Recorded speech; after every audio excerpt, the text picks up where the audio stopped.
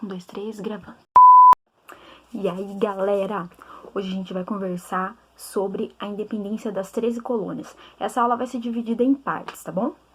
When I popped off, then your girl gave me just a little bit of la chop, baby, so Gente, a Revolução Americana teve grande influência do iluminismo, pois fez com que os Estados Unidos fosse a primeira nação livre das Américas, tendo como base o trio de ideais iluministas. Vamos relembrar: liberdade, fraternidade e igualdade. A razão e o progresso também eram pontos de base para que esse processo de independência fosse concretizado. A crítica para que essa revolução realmente acontecesse, ela se baseava na contrariedade ao absolutismo, à Igreja Católica e ao antigo regime. Lembra daqueles 3 estados que a gente estudou? Pois é, era crítica, né, do privilégio da nobreza e do clero. A figura principal que a gente pode destacar aqui é a figura de Thomas Jefferson, que deu, né, frente ao processo de independência dos Estados Unidos mesmo, tá? A Revolução Americana aconteceu antes da Revolução Francesa, mas teve base nos ideais iluministas. Lembrando que a Revolução ela foi promovida por burgueses, que já tinham poder econômico e agora queriam poder político. Antes da Revolução, já se configuravam nos Estados Unidos 3 tipos de religião: os calvinistas, os puritanos e os anglicanos. A gente vai destrinchar os detalhes de cada uma dessas religiões, tá bom? Os calvinistas, eles seguiam a doutrina da predestinação, ou seja, o seu destino já está traçado por Deus. Como eu vou saber se eu estou salvo ou não?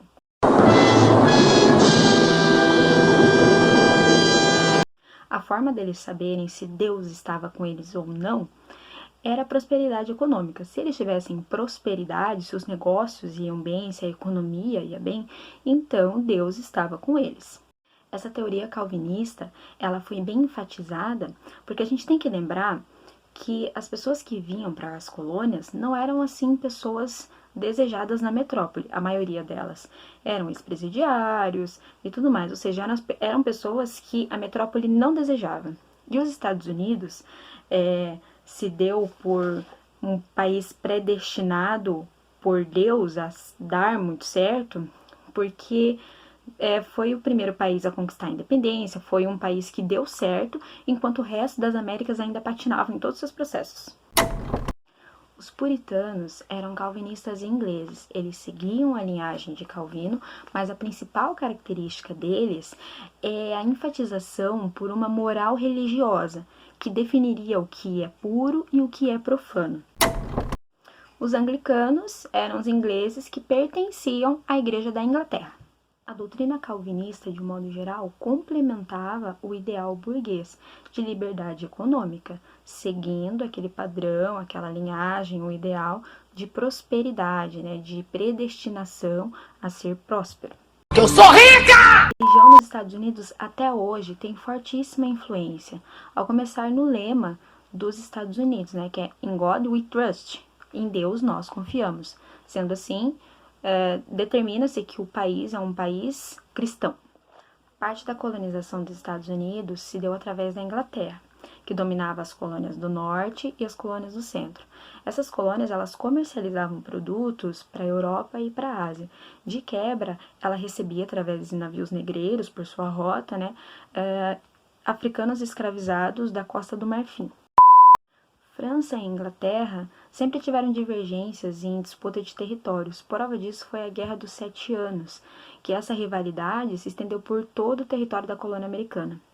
Os ingleses saíram vitoriosos da Guerra dos 7 Anos, mas, por outro lado, eles arrecadaram muitas dívidas, o que resultou, né, no controle exagerado da colônia. Antes do fim dessa guerra, a Inglaterra já tinha proibido a sua colônia de produzir aço e tecido, com o objetivo de atrasar o desenvolvimento industrial, porque a Europa estava naquela explosão de industrialização, iluminismo e crescimento industrial, então a Inglaterra não queria que esse processo chegasse até a colônia.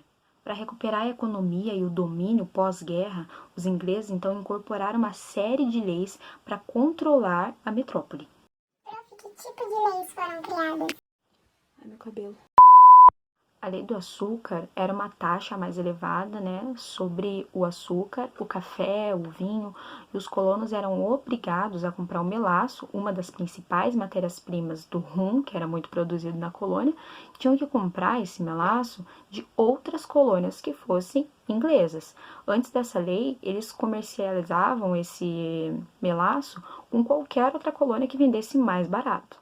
A lei do selo era a divulgação do selo real em todos os documentos da colônia. Jornais, cartazes, documentos, registros.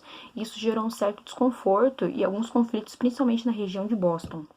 A lei de Townsend, ela tinha uma taxa mais elevada sobre todos os produtos da colônia, papel, vidro, e também começou a gerar um pouco de conflito nas colônias. A lei do chá, você deve estar se perguntando, por que chá? Lá na Inglaterra é um costume já britânico tomar chá às 3, 4, 5, whatever. E esse costume, na colônia americana, estava se tornando algo muito popular. Não queremos que esse costume se torne popular. O que nós iremos fazer? Aumentar a taxa. A criação dessas leis deixaram os colonos muito revoltados, muito insatisfeitos, e houve diversas reações contrárias a essa criação de leis. Houve várias reações contrárias a essas leis no processo antes da independência.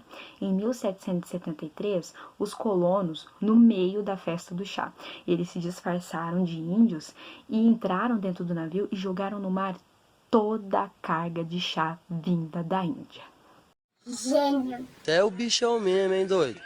Só um detalhe, a festa do chá estava acontecendo em Boston. Miglis, essa é a primeira parte então da aula, que é o caminho, o processo da independência. Na próxima aula, então, a gente vai conversar sobre o final dessa história toda, tá bom? Um beijo no coração de vocês. Estudem.